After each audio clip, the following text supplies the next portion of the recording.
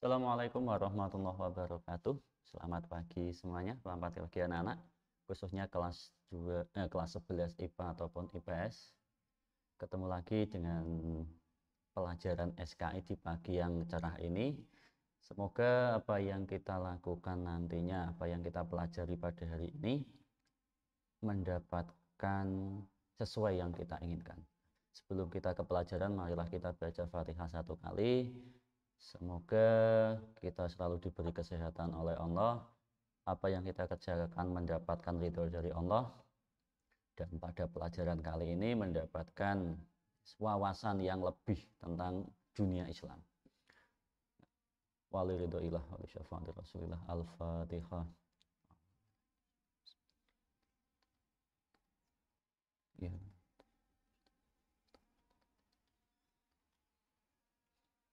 Amin. Sebelum kita ke pelajaran, tetap patuhi protokol kesehatan, jangan lupa olahraga ringan, makan makanan yang sehat dan bergizi. Kalau tidak ada kepentingan untuk keluar rumah, ya di rumah saja. Baiklah anak-anak, pada pertemuan kedua ini kita akan membahas tentang gerakan pembaruan dalam Islam. Kemarin di bab pertama kita sudah membahas kemajuan dan juga kemunduran umat Islam dikarenakan apa saja. Munculnya gerakan pembaruan sudahlah. Sekarang apa itu pembaruan? Pengertian pembaruan. Di situ dikatakan pembaruan dalam Islam adalah upaya untuk menyesuaikan paham keagamaan Islam dengan perkembangan baru yang ditimbulkan oleh kemajuan ilmu pengetahuan serta teknologi baru. Jadi upaya-upaya menyesuaikan. Agama Islam ini juga harus menyesuaikan dengan perkembangan kemajuan zaman ini, perkembangan ilmu pengetahuan dan juga teknologi baru. Di orang-orang Islam khususnya diharapkan mampu menyesuaikan tentang keagamaan Islam sesuai dengan ilmu pengetahuan yang lebih maju dan juga teknologi-teknologi baru yang saat ini bermunculan.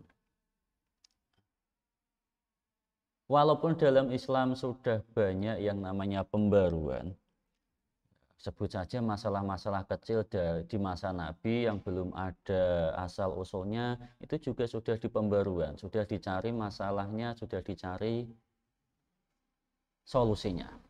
Jadi pembaruan tidak hanya muncul pada abad-abad 18-19, tapi zaman Nabi sudah muncul yang namanya pembaruan.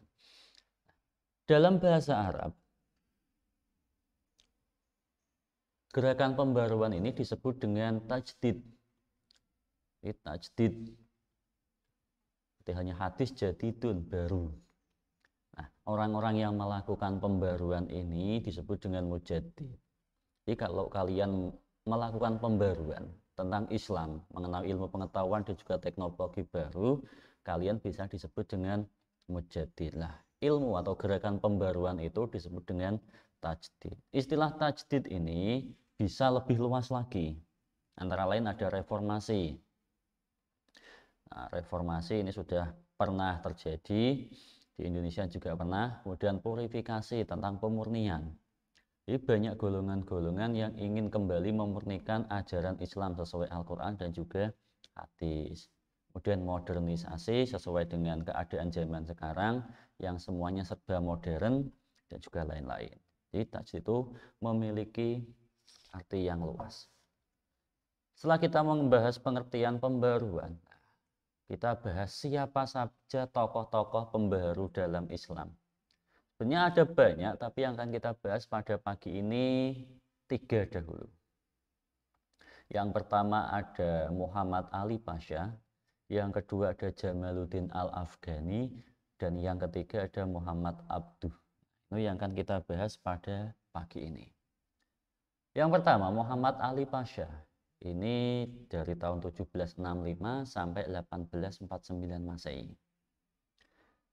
Muhammad Ali Pasha lahir pada Januari 1765 di Kawala Albania Yunani dan wafat di Mesir pada tahun 1849.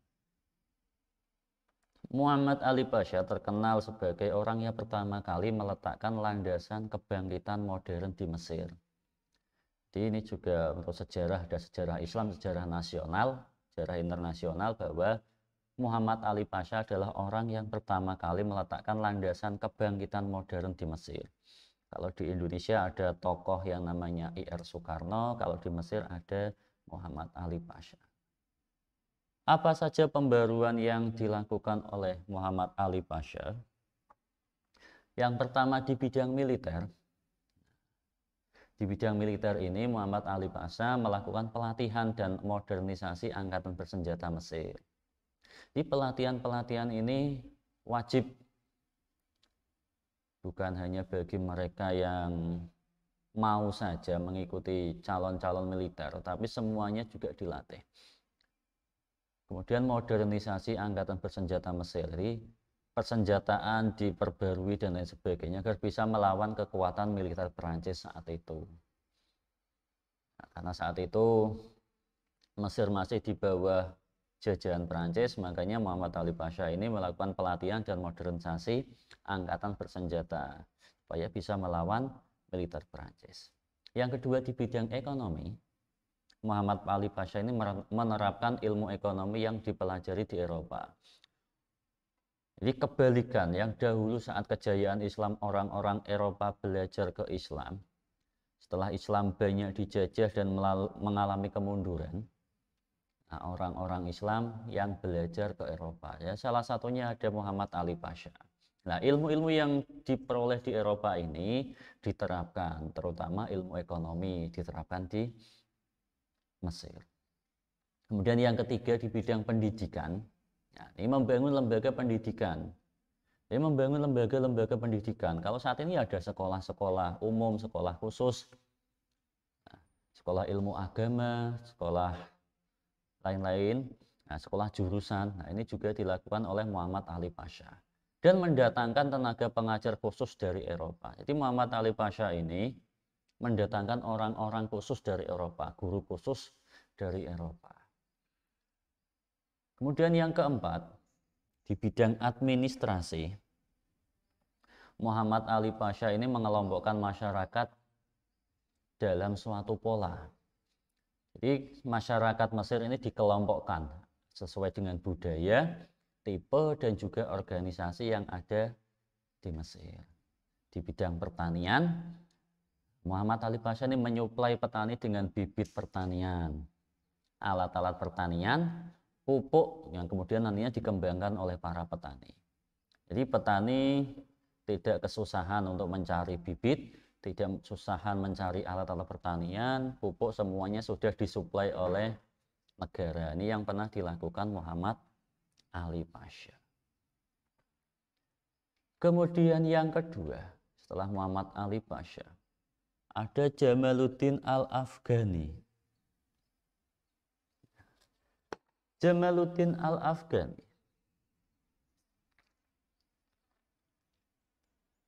lahir di Asadat, dekat Kannur, distrik Kabul, Afghanistan. Katanya yang sampai saat ini Afghanistan masih bergejolak peperangan. Ini ada salah satu tokoh yang bernama Jamaluddin Al-Afghani, lahir pada 1838 dan wafat pada tahun 1897 Masehi. Dalam LKS, dibaca Al-Afghani menghabiskan masa kecilnya di Afghanistan namun banyak berjuang di Mesir. Dalam usia 18 tahun, Al-Afghani sudah tidak hanya menguasai ilmu keagamaan tetapi juga mendalami filsafat, hukum, sejarah, metafisika, kedokteran, sains, astronomi, dan juga astrologi. Ini juga kalian harus tiru. Umur 18 tahun tidak hanya mendalami ilmu agama saja, tetapi filsafat juga, hukum juga, sejarah, metafisika, kedokteran, sains, astronomi, dan juga astrologi. Jadi kalian jangan hanya berpaku pada ajaran-ajaran yang ada di lembaga madrasah. Silakan kalian pelajari apapun yang kalian ingin ketahui. Pemikiran dari Jamaluddin Al-Afghani, Jamaluddin Al-Afghani ini juga memiliki pemikiran-pemikiran. Yang pertama adalah Islam adalah agama yang sesuai dengan segala keadaan. Ini sudah dari awal Islam sampai akhir sudah diberitakan oleh Al-Quran ataupun hadis. Islam itu sesuai dengan segala keadaan zaman dan waktu. Islam tidak mengajarkan paham fatalis atau menyerah pada nasib dan juga statis atau diam saja. Jadi Islam itu mengajarkan kita untuk selalu belajar, tidak menyerah pada nasib atau fatalis dan juga statis, hanya diam saja. Kita harus belajar, belajar dan juga belajar. Jadi kalian nanti kalau sudah lulus ataupun saat ini yang masih di rumah belajar melalui tayangan video. Jadi jangan hanya menyerah pada nasib, iso yo ngene iki ora iso yo wis. Tapi juga jangan statis, diam saja, tidak boleh. Yang kedua, pemikiran pembaruan Jamaluddin Al-Afghani, qada dan qadar Allah merupakan sesuatu yang terjadi karena sebab musabab. Jadi qada dan qadar Allah itu ada sebabnya, ada sebab musabab, bukan semata-mata langsung dari Allah. Jadi ada sebab qada qadar kalian yang katanya yang pasti, takdir itu pasti, pastinya di situ merupakan sesuatu yang terjadi karena sebab musabab, bukan semata langsung dari Allah. Kita bisa masuk surga pasti ada sebabnya. Kita masuk surga pasti kita rajin ibadah dan lain sebagainya. Lah kita masuk neraka pasti juga ada sebabnya. Kita malas beribadah, apabila waktu ibadah datang kita malah lalai dan lain sebagainya. Jadi bukan semata-mata langsung dari Allah, bukan. Walaupun sudah dicatat bahwa nantinya kalian akan masuk surga, kalian akan masuk neraka, tapi semuanya juga ada sebab musababnya. Yang ketiga, kemunduran umat Islam karena lemahnya persaudaraan di kalangan umat Islam. Ini dikatakan di situ kemunduran umat Islam karena lemahnya persaudaraan di kalangan umat Islam. Jadi, ya contoh saat ini, walaupun persaudaraan sudah digadang-gadang, ada yang namanya negara Palestina. Katanya persaudaraan Islam itu sangat kuat. Ada yang ingin langsung membantu melalui peperangan, tapi banyak pula yang membantu melalui diplomasi. Ini juga sudah termasuk persaudaraan di kalangan umat Islam yang mulai menguat. Tapi saat itu kemunduran umat Islam dikarenakan lemahnya persaudaraan. Yang keempat, autokrasi harus diganti dengan demokrasi berdasarkan musyawarah. Di para pemimpin segala sesuatunya itu sesuai dengan demokrasi, dimusyawarahkan, tidak hanya langsung ketok palu. Nah, jadi dimusyawarahkan apabila ada masalah-masalah dengan khalayak umum ataupun para pemimpin-pemimpin yang lain.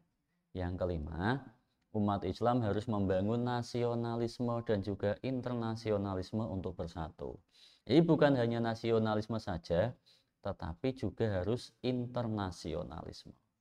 Itu Jamaluddin Al-Afghani.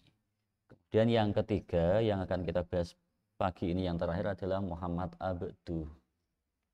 Nah, Muhammad Abduh ini lahir pada 1849 dan wafat 1905 Masehi. Lahir di pedusunan Delta Nil, Mesir. Saat usia 12 tahun sudah hafal Al-Quran.